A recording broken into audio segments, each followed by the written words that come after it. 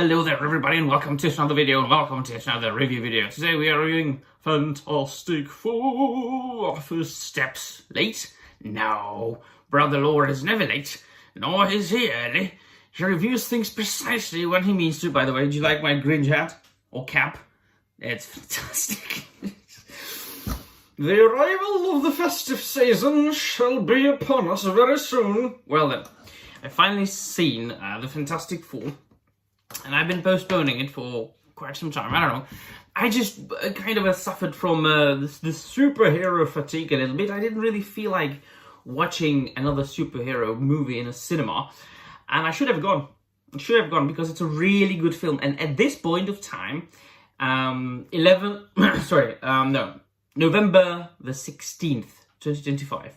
I do not understand why people still cry about Disney Marvel hates you. Why? They're making good stuff again. I mean, I read a couple of issues of some of the latest X-Men comic books. Reviews coming soon, and this Fantastic Four movie is fantastic. I mean, and I made some notes from making notes lately. Oh yes. The production value of my videos is going up and up and up, and I've even got a beverage on me. A cup of tea in a festive mug. Anyway, so I absolutely love what they did with it, and the fact that they did not set it in the 616 universe, but in an alternate. I didn't write that one down. 838 was it? Something beginning with 8 and I think ending with 8. A different Earth.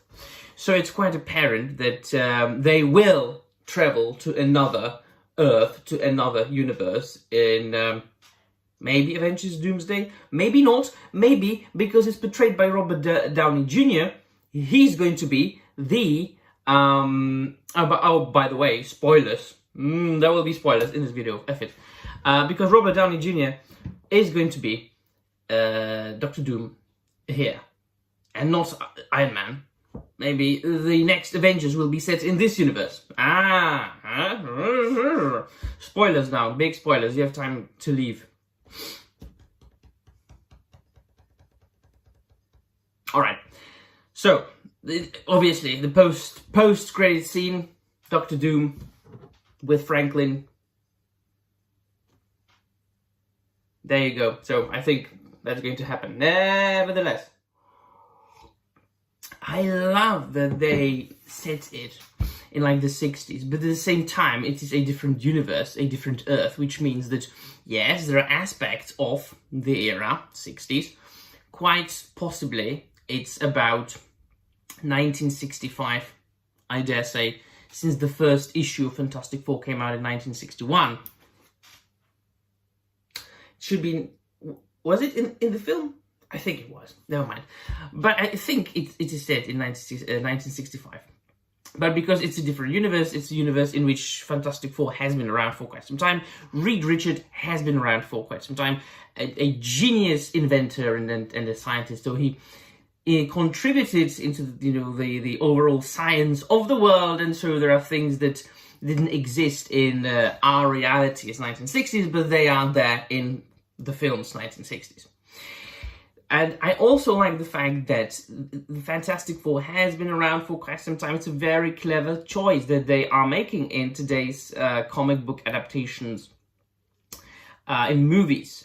They did the same thing in Superman. The new Superman. Superman has been around for quite some time already. At this point, those characters are a part of the cultural overall knowledge, of the cultural zeitgeist. People know about them, you know. Even, well, about Fantastic Four, maybe less so than about Superman, but still, we do not need half an hour of a movie being taken up by the origin story, right? Like, oh, no, we have to go to space, and, oh, there's this storm, radioactive storm, and we've just entered it. Oh, what happened to us? We've got powers. And you've got half of a movie just killed by it.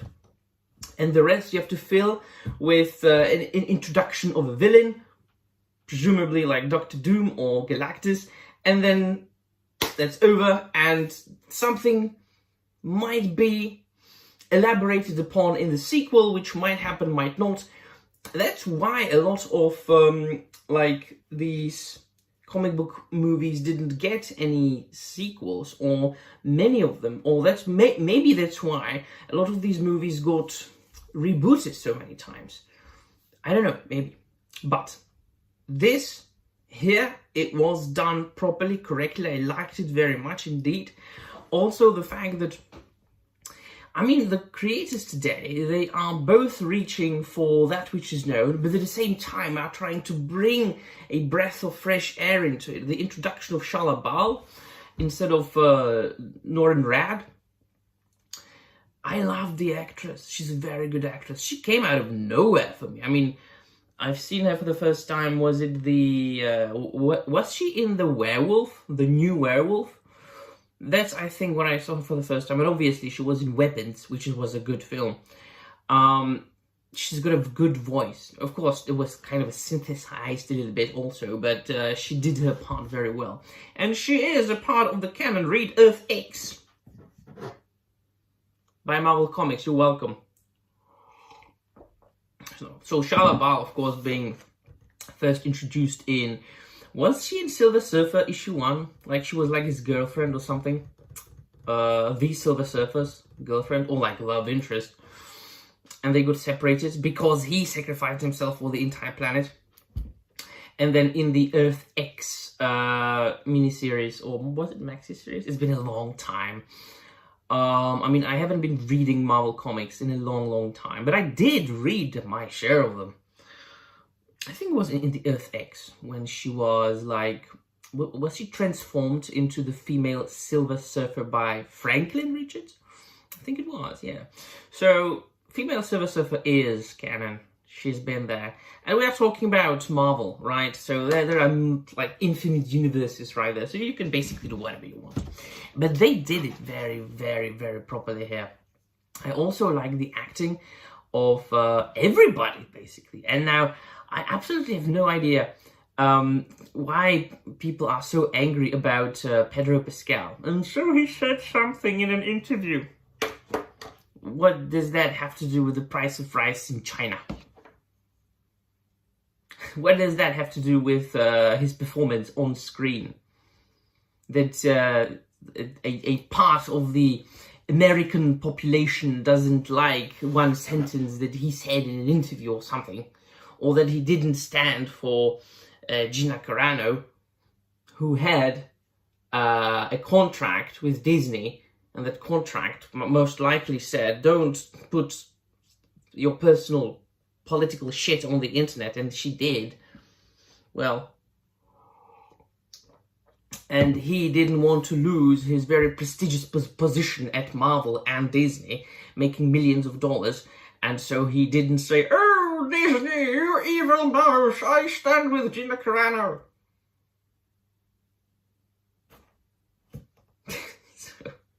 I like Pedro Pascal. He's a good actor. He's a very good actor. I loved him in everything that I've seen so far. Everything.